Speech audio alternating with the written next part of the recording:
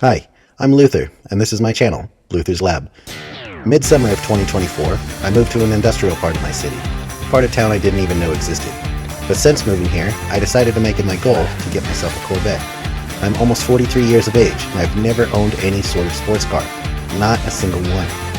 Since moving to this location, I found out that I live in the perfect little treasure trove. I am literally right down the street from 2 major auction sites, 2 pick and pull sites, and an auto parts store. So I have decided to go on an adventure buying cars from auction sites, find what I can in parts from the pick and pull sites, and fix up these cars. Sell them, make a little cash, save up for a supercar. Seems easy enough, right? Well, nothing seems to be as straightforward as it may appear.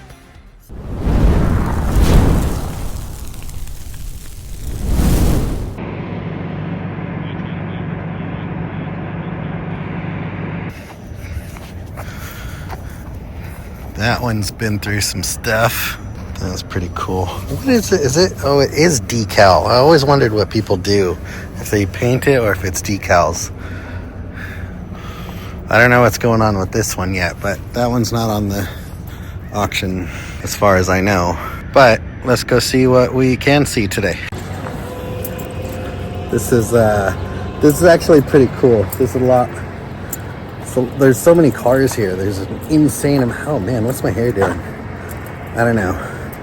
This lady cuts my hair and she always puts this little poof thing in the front and it gets out of control. There's a lot of cars here, dude. It's more than I thought it would be. TSR there. I can see the spot where I need to go. So that's cool. Hopefully that's not the same guy who yelled at me last time I was here for filming. One of these people don't like to be filmed.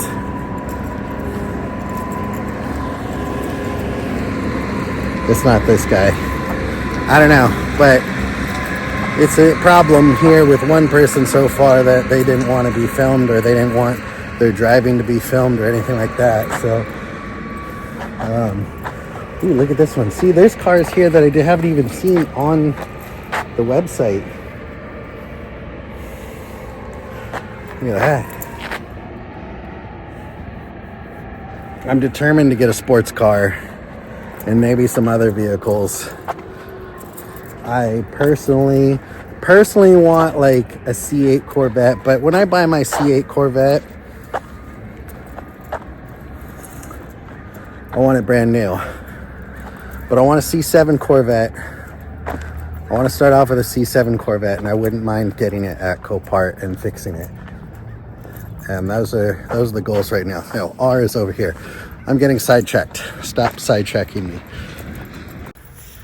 Guys, okay, as soon as I turned off the camera, here it is. So this is the one that really scares me about making a purchase on. Because this might be way out of my league. It did not say whether it started or not. Ooh. And that could be a problem.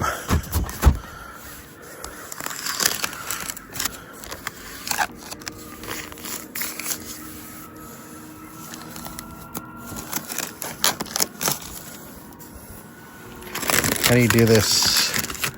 There we go. Oh, there we go. I don't have to remove it from the window, but I could peel it back enough to open the door. Oh no, it peels back even further.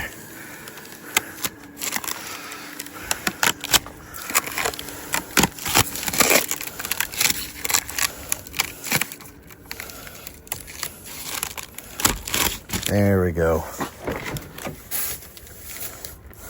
Oh wow, there's an under airbag down there. So we got the power, those airbags, this top airbag. So pretty much every airbag on the driver's side has exploded, unless there's one in the chair. It did not say whether it starts. Oh my God. Oh man. Oh, there's no key.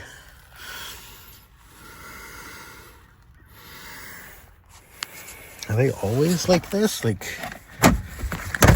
oh, no. Okay.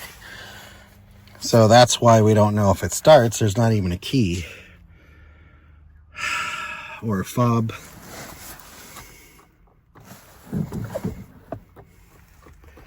That's the problem. That's why we don't know.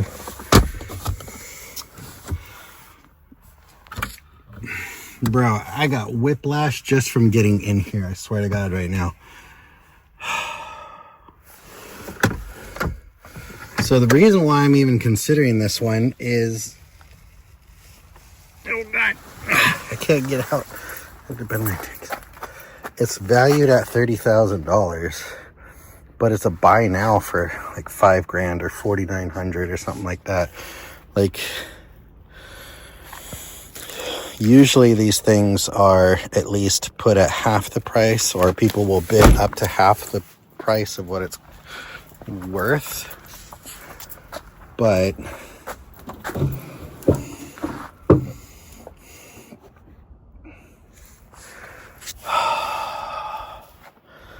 to take on something like this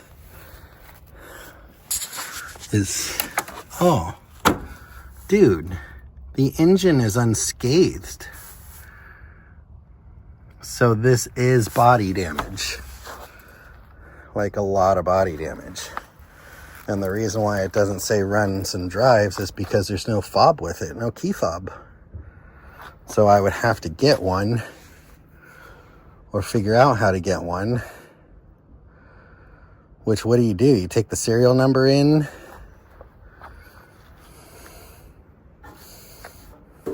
Man. Okay, so I'm going to turn off the camera and I'm going to thoroughly inspect this before I go any further, because this might be up my alley. Okay, so in all honesty, I want to point out that I would love to tackle this, but here's some problems that I can't, even though I want to, but I don't have the tools necessary or a large enough shop to be able to do so, because the frame right here, so there's severe frame damage. See that? That's split open. That's the frame. That is split wide open, not just bent. So even if I was to bend this back into shape, that's no good. So, and it doesn't scare me away on attempting to fix it, because I mean, like, it would be a great repair. The problem is having the shop to do this and the space to do this, and honestly the time to do this, because it's not like I'm a fucking famous YouTuber or something where I got a bunch of followers and I could do this for your pleasure and enjoyment. So until that kind of happens, this isn't the kind of stuff I can tackle. Other than that, it's really not that bad. Like, the engine is unscathed, and that's what I want. I don't want the engine to be damaged. I can't do a broken engine.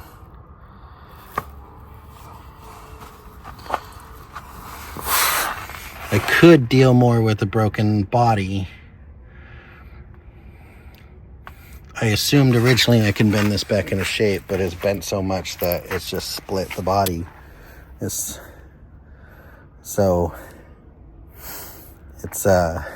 going to be out of my league of something that I can tackle.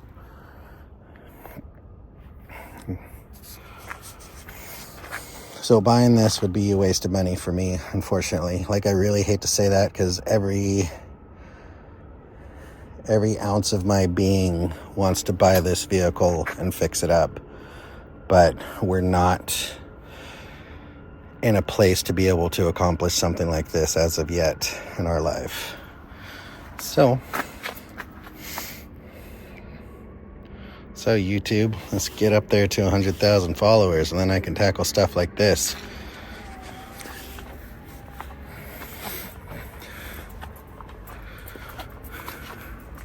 And man, that's just, the damage it just doesn't stop.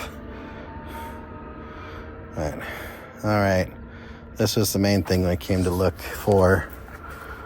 That's unfortunate. I almost considered it, dude. Just a minute ago, I was like, I'm gonna press the buy it now button and just buy it. And I almost did it until I saw the split frame. And I just know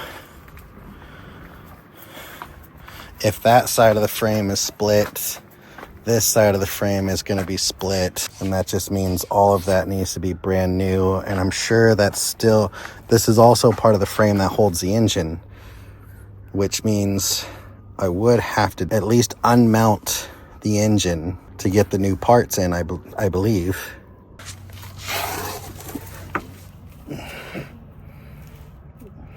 Is that really what's scaring me off right now? This is frustrating.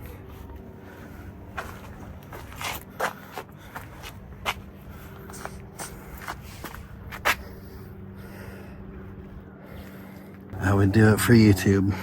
I'd fix it for YouTube. Oh, fuck. Am I considering it again? God damn it, you got me considering it again. How'd you guys talk me into this? I gotta think.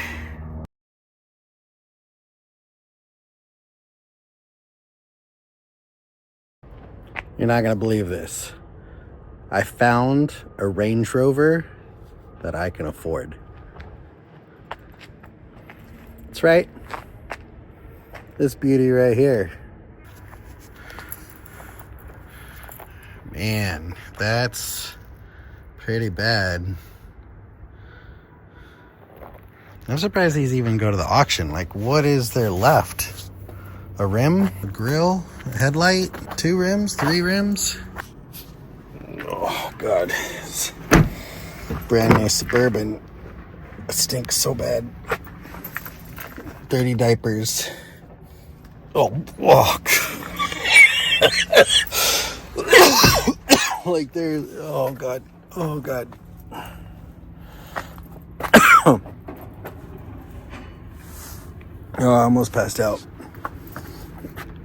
Legit, almost passed out. There's gotta be dirty diapers in here. Oh, it's in that trash. Yep. This would be an easy fix. I mean, the problem is it's gonna go for so much money. I mean, this has got to be new. I don't know, because I scanned the barcodes or scanned the VIN numbers, and a lot of these vehicles aren't even up on the website. But all of this being replaced is nothing. But this will go for a lot of money. Way more than I even have in my bank. So I ain't gonna worry about that one. I kind of want to buy both of these. And that one, because I know I could resell quickly without even having to put anything into it. I think it just needs a battery. It doesn't even need a bumper, because the bumper's in the car and it seems to be fine. Just everything needs to be snapped back together. This,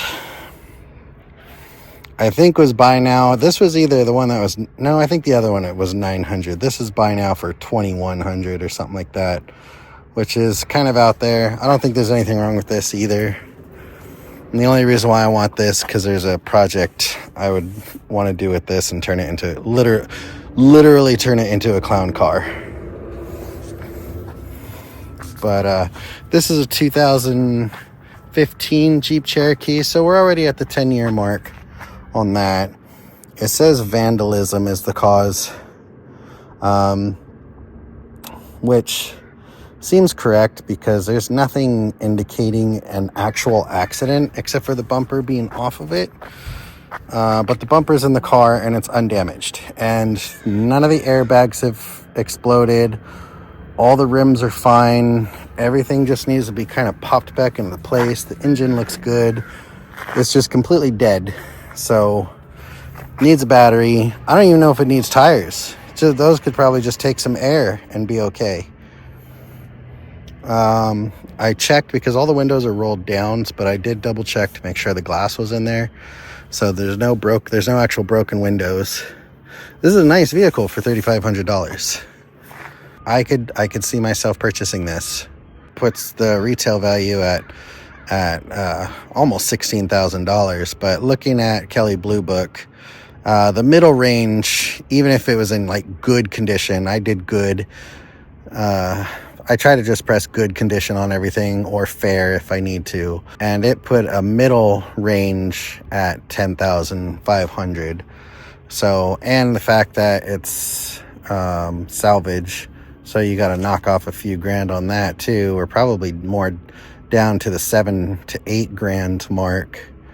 But for $3,500, like, and a $200 battery, that's not bad. We can make a couple grand off of that pretty easily. And who wouldn't buy a Grand Cherokee? I mean, everybody loves a Grand Cherokee, right?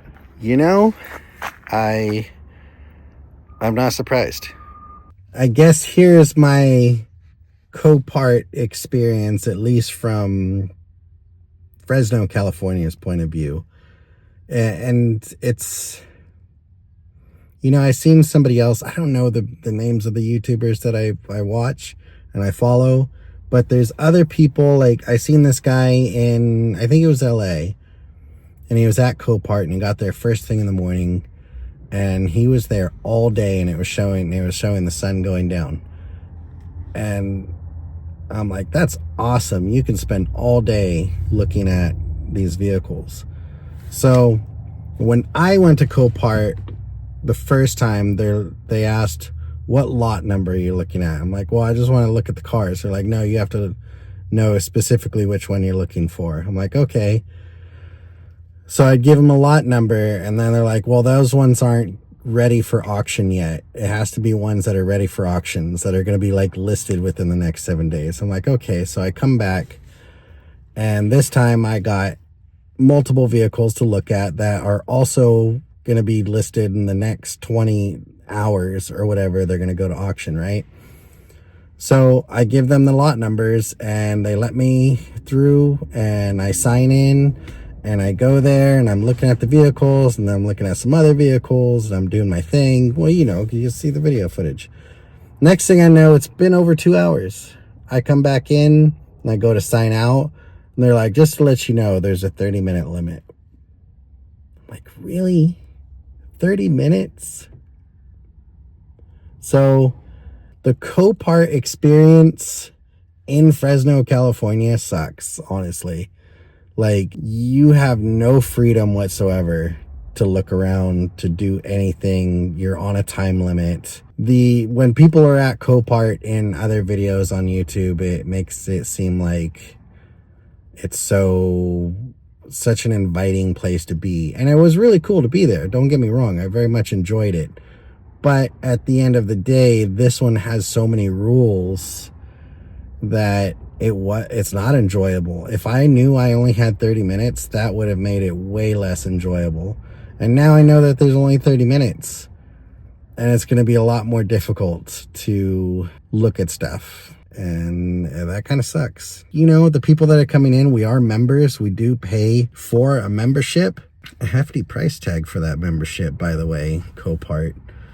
And, you know, you have all our business information, and we're not like strangers. You should be a little bit more lenient on your rules with us looking around. It's just one giant candy store for us, and all we want is the opportunity to look at anything and everything we want to buy. And when you put all these rules and regulations, I feel like looking elsewhere. Like, I don't want to buy from Copart. Copart, you need to work on your rules, be a little bit more lenient. Like, we're talking about insurance claim damaged vehicles. Like, you're one step up from being pick and pull. Like, after I buy my car from Copart, I go to pick and pull next, which is right down the street. And then I, come home. Like, the parts that I need, I'm going to go look at pick and pull first. Be better with your rules, Copart. Come on now. treat us more like human beings and not like we're freaking criminals. Only 20 minutes in the yard before it's time to go back to your cell. Be better. Be better.